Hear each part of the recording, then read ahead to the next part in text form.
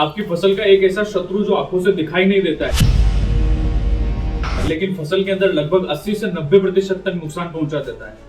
फसल की पत्तियों को ऊपर की ओर मोड़ देता है। पत्तियों को गौर से देखने पर टाके जैसे निशान बनते हुए दिखाई देते हैं। यह एक ऐसा जिद्दी कीट है जिसको कितनी भी रासायनिक दवाइयां, हेवी से हेवी दवाई भी अगर आप अपनी फसल में प्रयोग में ले लेते हो तो ये कंट्रोल नहीं हो पाता। जी हाँ किसान मित्रों, मैं बात कर रहा हूँ ऐसे जिद्दी कीट के बारे में, यानी कि थ्रिप्स के बारे में। थ्रिप्स को मारने के लिए आप बाजार से कई प्रकार के कीटनाशक लेके आते हो और छिड़काव भी लेते हो, लेकिन फसल के अंदर उसका रिजल्ट सही से नहीं मिल पाता है। आप एक स्प्रे लेते हो, दूसरा स्प्रे लेते हो, तीसरा स्प्रे लेते हो, लेकिन थ्रिप्स खत्म नहीं हो पाता है। तो आज के वीडियो में हम यही जानकारी जानेंगे कि थ्रिप्स को कंट्रोल करना है। रेसिस्टेंट से रेसिस्टेंट थ्रिप्स भी अगर आपकी फसल में लग रहा है तो उसे कैसे कंट्रोल करें, कौन से ऐसे हेवी टेक्निकल है जिन्हें आपकी फसल के अंदर प्रयोग में लेने के बाद में आप थ्रिप्स का नामो निशान तक मिटा सकते हो।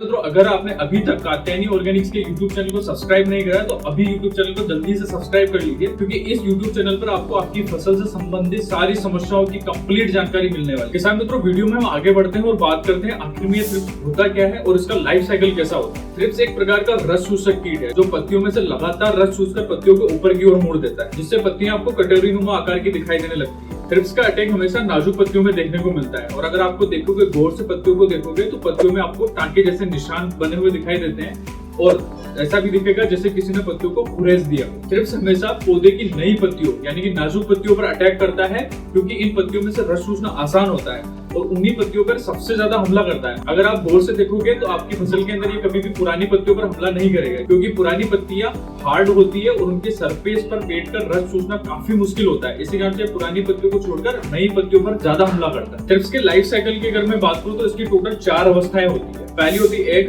दूसरी होती है लार्वा, तीसरी होती है प्यूपा और चौथी होती है एडल्ट। इन 4 अवस्थाओं में ये पूरा अपना जीवन काल व्यतीत करता है, जिसमें से पहली अवस्था एग वाली अवस्था होती है, यानी कि इसे अंडे वाली अवस्था बोला जाता है। इस अवस्था के अंदर मादा थ्रिप्स फूल या पत्तियों के ऊपर अपने अंडे देके चली जाती है और ये अंडे की अवस्था लगभग फसल के अंदर 5 से 10 दिन तक रहती है और इनके अंडों का कलर हल्के सफेद रंग का होता है। थ्रिप्स की दूसरी अवस्था होती है लार्वा। इस अवस्था को 2 भागों में डिवाइड किया गया है, फर्स्ट इंस्टर लार्वा, सेकंड इंस्टर लार्वा।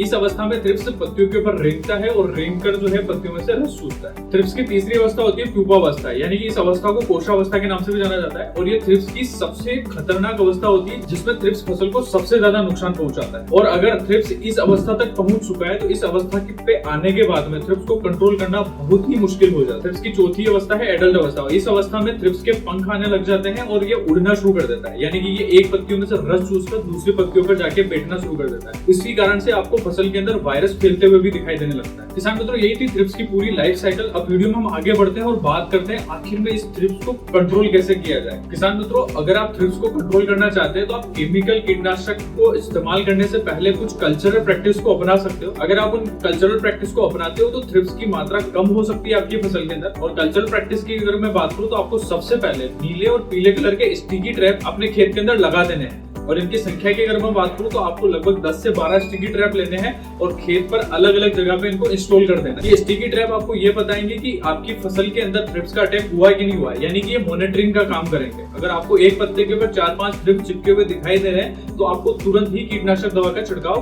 प्रयोग में ले लेना है। दूसरी प्रैक्टिस है, आप कोई सी भी फसल लगाओ आपको मल्चिंग को प्रयोग में लेना जरूरी है। अगर आप मल्चिंग प्रयोग में लेते हैं तो इससे थ्रिप्स की संख्या काफी हद तक कंट्रोल हो जाती है, क्योंकि ये मिट्टी के अंदर टेम्परेचर अच्छे से मेंटेन करता है। साथ ही में जो सूर्य का प्रकाश आता है उसे भी ये डाइवर्ट कर देता है, जिस कारण से सूर्य की जो रोशनी और पत्तों की निचली सतह पर पहुंचती है और जो निचली सतह पर जो थ्रिप्स बैठे हुए हैं उनको ये काफी अच्छे तरीके से कंट्रोल कर देते हैं। थ्रिप्स को कंट्रोल करने के लिए आपको कल्चरल प्रैक्टिस के अंदर तीसरी नंबर पर क्रॉप रोटेशन को अपनाना है, यानी कि फसल चक्र अपनाना है। अगर आप फसल चक्र अपनाते हैं तो थ्रिप्स का जो लाइफ साइकिल है पूरी तरीके से ब्रेक हो जाएगा और नई जो पीढ़ी होती है थ्रिप्स की वो बन नहीं पाएगी।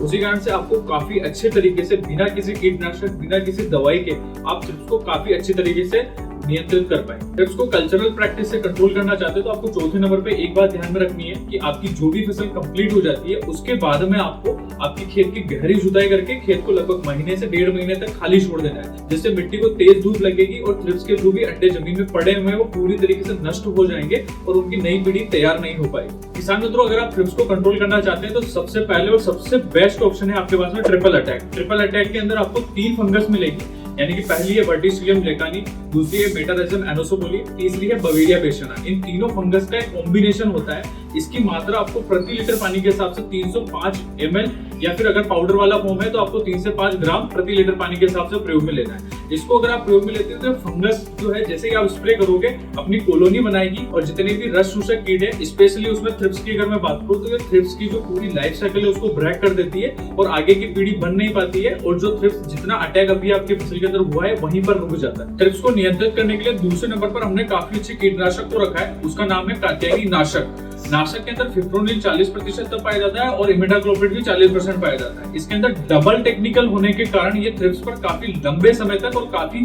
बेहतरीन तरीके से नियंत्रित करता है और ये दोनों ही टेक्निकल सिस्टेमिक और कॉन्टेक्ट एक्शन के रूप में काम करते हैं, जिससे इसके संपर्क में जो भी कीट आता है, जो भी थ्रिप्स आता है वो नियंत्रित हो जाता है और जब भी कोई थ्रिप्स प्लांट में से रस चूसता है और उसके अवशेष जब पेट में जाते हैं तो वो पेट में जाने के बाद में भी उस थ्रिप्स को खत्म कर देता है। थ्रिप्स को नियंत्रित करने के लिए तीसरे नंबर पर जो हमने टेक्निकल रखा है वो काफी हेवी टेक्निकल है। अगर आपकी फसल के अंदर रेसिस्टेंट थ्रिप्स भी लगा हुआ है, अगर आप उस दवा को छिड़काव में प्रयोग में लेते हो तो वो काफी बेहतरीन तरीके से नियंत्रित हो जाएगा। जी हाँ किसान मित्रों, मैं बात कर रहा हूँ कात्यायनी आउटबर्स्ट के बारे में। आउटबर्स्ट के अंदर ब्रोफिनालिड पाया जाता है जिसको आपको 1 एकड़ में छिड़काव के लिए 17 ml की मात्रा प्रयोग में लेना है। तो यह दवाई न केवल थ्रिप्स को खत्म करेगा, उसके अलावा आपकी फसल के अंदर इल्लियों की समस्या आ रही है, अगर इल्लियां भी लग रही है तो उसको भी काफी अच्छी तरीके से ये नियंत्रित कर देगा। तो किसान मित्रों, यही थी थ्रिप्स की संपूर्ण जानकारी और उसे कंट्रोल करने वाली कुछ रासायनिक दवाइयां। अगर आपको वीडियो में दी गई जानकारी अच्छी लगी तो इस वीडियो को लाइक करें और चैनल को सब्सक्राइब करना ना भूलें और इस वीडियो को अपने पड़ोसी किसान के साथ में जरूर शेयर करें। जिनके खेत में भी थ्रिप्स की समस्या आ रही है उन सभी किसानों के साथ में इस वीडियो को शेयर करें।